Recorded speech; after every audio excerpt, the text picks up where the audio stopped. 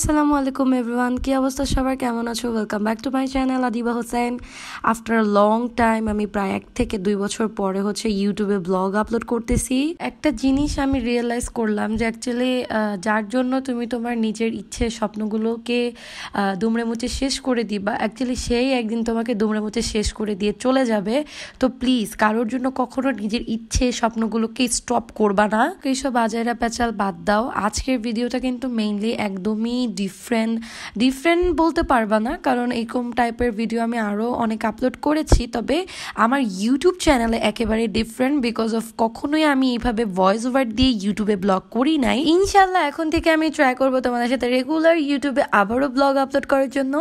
So যাই হোক, এখন আর কথা না বাড়িয়ে মেইন ভিডিওতে চলে যায়। ইয়েস, আজকে কিন্তু অলরেডি থাম্বনেল তোমরা দেখছো যে আমি আজকে যাচ্ছি শুটের জন্য। পরে যে ড্রেসটা তোমরা দেখতে পাচ্ছ এটা হচ্ছে গিয়ে আমাদের দুইজনের পেজ, মানে আমার আর আম্মুর পেজ B.A শপের। তো এই ড্রেসের শুট করার জন্যই যাচ্ছি। মারও কিছু শুট ছিল, আম্মুর শুটগুলো কমপ্লিট করার জন্য বেসিক্যালি আমরা যাচ্ছি। অ্যান্ড আমরা কোথায় যাচ্ছি? আমরা কিন্তু আজকে অনেক ভাইরাল একটা রেস্টুরেন্টে যাচ্ছি, যেটার নাম হচ্ছে গিয়ে কান্ট্রি সাইড রুফটপ। অ্যান্ড জানোই তোমরা সবাই এই রেস্টুরেন্টটা কিন্তু অনেক ভাইরাল একটা রেস্টুরেন্ট। টিকটকের মধ্যে এটার রিভিউ অ্যান্ড এটার ভিডিও দেখতে দেখতে লিটারেলি আমাদের মাথার মনে করো যে কিরা উঠে গেছে যে না, এখানে আসলে যেতেই হবে। তবে যাওয়ার পরে যেটা ঘটলো সেটা তোমাদেরকে আমি ভিডিওর মাঝখানে বলে দিব। অ্যান্ড আবারও তোমাদেরকে আমি বলে দিচ্ছি, আমার ড্রেসটা কিন্তু B.A শপ থেকে নেওয়া। সো তোমরা কেউ যদি আমার এই ড্রেসটা নিতে চাও তাহলে অবশ্যই তোমাদের কি করতে হবে, আমাদের পেজে নক করতে হবে। অ্যান্ড অবশ্যই কিন্তু অতি দ্রুতই কিন্তু নক করতে হবে। আল্লাহ তাআলার অশেষ রহমতে আমাদের পেজে যতগুলো ড্রেস আনা হয় প্রত্যেকটা ড্রেসে আমাদের স্টক আউট হয়ে যায় বিকজ অফ আমরা খুবই লিমিটেড প্রোডাক্ট আনি। সেখান থেকে আমাদের কিউট আপুরা কিন্তু অনেক তাড়াতাড়ি আমাদের পেজে ড্রেসগুলো দেখে পারচেস করে ফেলে।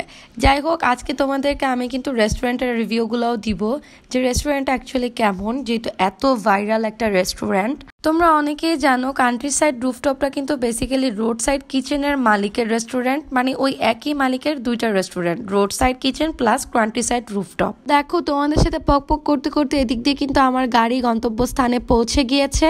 অ্যান্ড পৌঁছানোর পরে তোমাদেরকে আমি একটু লোকেশনটা যদি বলে দিই, এটা মিরপুর ঈদগাহ মাঠের একদম অপোজিটে যে ট্রিলক্স আছে বা ডিগার আছে, ডিগারের একদমই উপরের ফ্লোরটা। তোমাদেরকে যদি আরেকটু সহজ বাজায় আমি বুঝিয়ে দিই, যারা রোড সাইড কিচেনটা চিনো, সেই রোড সাইড কিচেনের একদম অপর সাইডেই রুফটপটা। দেখো প্রথমেই কিন্তু আমরা এন্ট্রি গেটের দিকে এসে গিয়েছি। আর এন্ট্রি গেটের যে ইন্টেরিয়রটা ছিল ওটা আমার কাছে এত পরিমাণ ভালো লাগছে। তোমরা অনেকেই কিন্তু জানো এই রেস্টুরেন্টটা বেসিক্যালি ভাইরাল হওয়ার একটাই কারণ তারা ডিমান্ড করে যে ওনাদের রেস্টুরেন্টটা নাকি সাজেকের ভাইব দেয়। যদি তোমাদেরকে রিভিউ দিই যে হ্যাঁ, এটা কাইন্ড অফ সাজেক, তোমরা বলতে পারো ঢাকার মধ্যে এক টুকরো সাজেক। যাই হোক, দেখো দেখতে কিন্তু আমার শুট অলরেডি স্টার্ট হয়ে গিয়েছে। আমার শুট কমপ্লিট করতে কেননা তোমাদেরকে আমি হালকা করে পুরোটা রেস্টুরেন্টের কিছু ভিউ দেখাই দিই। শুধু কি ভিউ দেখতে ভালো লাগবে বলো? ভিউর সাথে যদি তোমাদেরকে একটু আমার ক্লিপসগুলো দেখাই তাহলে কেমন হয় বলো? এই জন্যই আমার ভিডিও ক্লিপসগুলো তোমাদের ভিডিওতে অ্যাড করে দিয়েছি। আর যেহেতু আমি ড্রেসের প্রমোশন তোমাদেরকে করছি তাই ভাবলাম কেননা তোমাদেরকে ড্রেসটার ডিটেলসটাও একটু ভিডিওতে দেখিয়ে দেওয়া যাক। আমার পিছনের যেই ভিউগুলো দেখতে পাবা প্রত্যেকটা ভিউ কিন্তু অনেক সুন্দর মাশাআল্লাহ। আমার কাছে সত্যি বলতে রেস্টুরেন্টটা খুবই ভালো লাগছে। ইন্টেরিয়রটা একদম বেস্ট ছিল। ওরা যেই ডিমান্ড তোমাদের কাছে করেছে যে এটা একটা সাজেক টাইপ ভাইব দিবে, আসলে এটা সাজেক টাইপ ভাইব আমাদেরকে দিয়েছে। তো যাই হোক, বগর না করে এবার আমরা চলে যাই মেনুতে। মেনুটা আমার কাছে একটু রেঞ্জ বেশি লেগেছে। এখন ওরা কি সাজেকের গাড়ি ভাড়ার খরচ, সাজেকের কটেজ ভিলা সবকিছুর খরচ কি মেনুতে দিয়ে দিয়েছে কিনা সেটা আমি বলতে পারি না, তবে এটা আমি বলতে পারি যে ওরা কিন্তু মিক্স করে একটা নিরামিষ করে ফেলেছে। যেমন ওরা কিন্তু তোমাদের কাছে ডিমান্ড করে ওদের রেস্টুরেন্টটা সাজেক টাইপ ভাইব দিচ্ছে, তবে ওদের খাবারের মেনুটা ছিল সবগুলোই ইন্ডিয়ান ফুড। অ্যান্ড এটা আমার কাছে খুবই ডিসঅ্যাপয়েন্ট লেগেছে, কারণ তোমরা যদি এটাকে ডিমান্ড করো যে তোমাদের রেস্টুরেন্টটা সাজেক টাইপ ভাইব দিচ্ছে, তাহলে তোমরা কেন সাজেকের খাবারগুলা এখানে রাখোনি? মানে তোমরা তো চাইলে পারতা সাজেকের যে আঞ্চলিক খাবারগুলো রয়েছে সেই খাবারগুলো তোমাদের মেনুতে রাখতে, তাই না? যাই হোক, অতিরিক্ত জ্ঞান দিতে গেলে আবার পরবর্তীতে আমাকে ঢুকতে দিবে কিনা তাও আমি জানি না। তো দেখো দেখতে কিন্তু আমি একেবারে ক্যাশিয়ারের সামনে চলে এসেছি। এটা কিন্তু পে ফার্স্ট, তাই আমি ওনাদের সাথে কথা বলছিলাম যে ভাইয়া আমাকে এটা এটা দিন। তবে আমি আর আম্মু যে খাবারগুলো সিলেক্ট করেছি তার মধ্যে একটা খাবার নাকি তাদের অ্যাভেলেবেল নেই, তাই উনি আমাকে বুঝাচ্ছিল যে আপু ওইটা যেহেতু অ্যাভেলেবেল নেই তাহলে আপনি চাইলে এইটা নিতে পারেন। তারপর আর কি করার বলেন, এখন তার কিছু করার নাই, আমি তো বের হয়ে চলে যেতে পারবো না। তারপর আর কি এরপর অন্য একটা খাবার অর্ডার করে ফেললাম অ্যান্ড আমাদের টোটাল বিল এসেছিল 3400 সামথিং।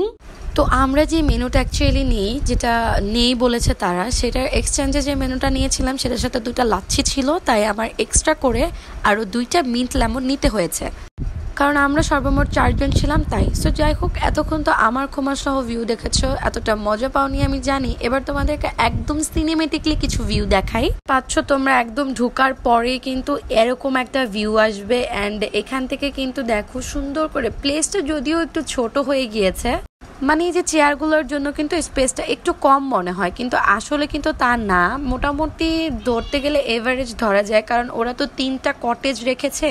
সো এই কটেজগুলোর জন্য কিন্তু মোটামুটি ভালো জায়গা কিন্তু ওরা কাভার করে ফেলেছে, এই জন্য প্লেসটা একটু ছোট মনে হয়।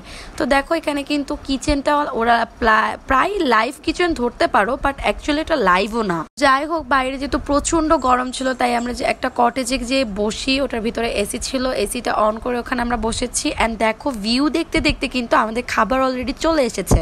এবার আমরা চলে যাই রেস্টুরেন্টের একটা মূল টপিকে, একটা মেজর টপিকে, যেটা হচ্ছে কি রেস্টুরেন্টের খাবারের যে রিভিউ বা খাবারের যে টেস্টটা থাকে। প্রথমে আমি কিছু আইটেম তোমাদেরকে বলে দিই যেগুলো আমার মনে ছিল। একটা ছিল যে মিন্ট লেমনটা কিন্তু অলরেডি দেখতে পাচ্ছ, যেটা আমি আলাদা করে অর্ডার করেছি, অ্যান্ড বাকি ছিল তোমার হচ্ছে গার্লিক নান। যেহেতু আমরা 2টা প্ল্যাটার নিয়েছি 1:2 করে, 2টা প্ল্যাটার 1:4, মানে আমরা 4 জন ছিলাম, 4 জনের জন্য 2টা প্ল্যাটার নিয়েছিলাম অ্যান্ড প্রত্যেকটা প্ল্যাটারে 3টা করে গার্লিক নান ছিল। খাবারের মাঝখান থেকে আমরা আমাদের মোস্ট ভাইরাল ফটোগ্রাফার আমাদের জাফর ভাইয়াকে একটু মিট আপ করাই দিলাম অ্যান্ড দেখো এরপর আমরা মেনুতে যেটা যেটা পেয়েছিলাম, গার্লিক নান ছিল 3টা, ডাল ছিল, তারপর পানির মশালা টাইপ কিছু একটা ছিল, এরপর একটা সালাদ ছিল, 2টা গোলাপ জামুন ছিল, হারিয়ালি বিরিয়ানি ছিল, তারপরে আরও কিছু কিছু আইটেম ছিল যেগুলো আমার মনে নেই।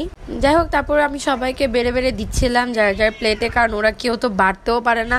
তো যাই হোক, একটা জিনিস আমার কাছে খুবই বিরক্ত লেগেছিল অ্যান্ড এটা নিয়ে কিন্তু অলরেডি আমরা রেস্টুরেন্টে যে লোকগুলো ছিল, মানে যে সার্ভ বয়রা ছিল তাদেরকে অলরেডি, মানে যেটাকে হল বয় বলে, হল বয়দেরকে অলরেডি আমি একজনকে বলেছি, মানে আমরা খাবারের মাঝখানে তারা আমাদেরকে কোনো টিস্যু দেয় নাই, তাদের সার্ভিস এতটা পরিমাণ বাজে ছিল যেটা বলার বাহিরে।